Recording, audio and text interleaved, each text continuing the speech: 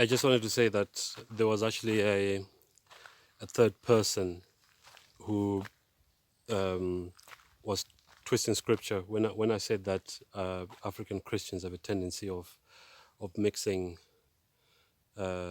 culture with Christianity, and I said like this thing of saying that if you don't do what your parents tell you in your own home, things won't go well with you, because that's actually been mentioned that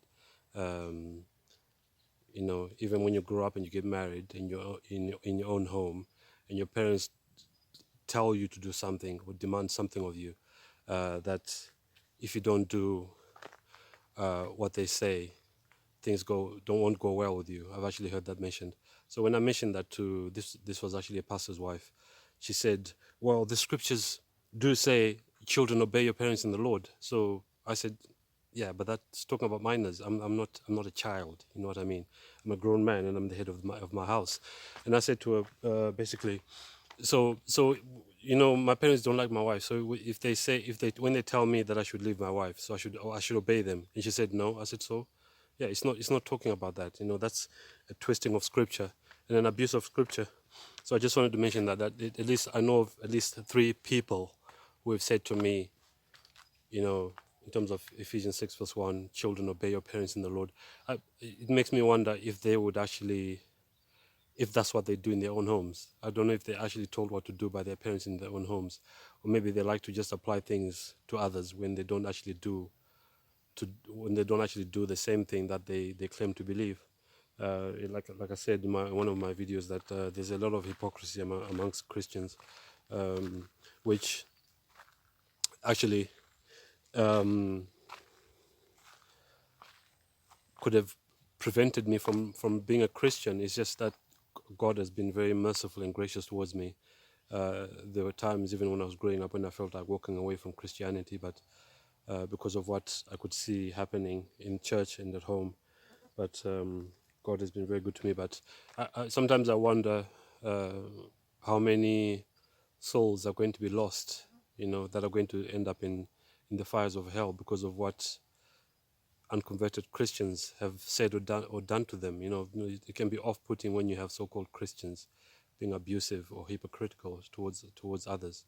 So we should try and avoid doing that as much as we can with God's help. Yeah, there's a lady called Anthea, who's she's on my contacts on my phone, and she's on. I chat with her occasionally on WhatsApp. When I told her some of what had happened to me when I was growing up, and even the stuff that happened with my parents when I was married with my wife, including the fact that my dad had been abusive to me and stuff, and my wife, she said, Dumisani, I commend you for being a Christian despite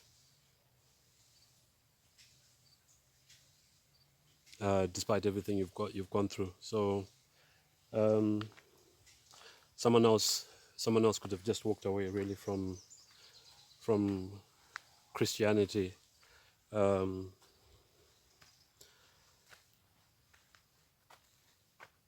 because of the stuff that I've been through. But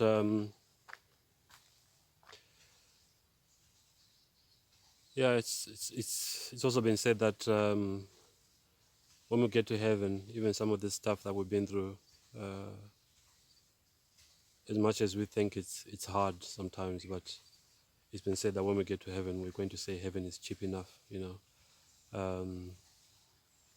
Sometimes we have to put things in the right perspective, because, like, if you look at what's going on in Gaza right now, I'll call it what it is: the genocide of the Palestinians, based on a lie that Hamas attacked Israel. Because actually, for those who don't know, Hamas is a creation of the Israeli government, and it's also funded by the Israeli government. So it obviously the so-called October 7th attack was basically. I'm not saying it didn't happen, but I mean there are even others who are saying that A lot of the footage that we see or we have seen of so-called Hamas terrorists attacking Israel are actually done through AI. So yeah, so that was just once again like 9/11. It was a pretext for the Israeli government to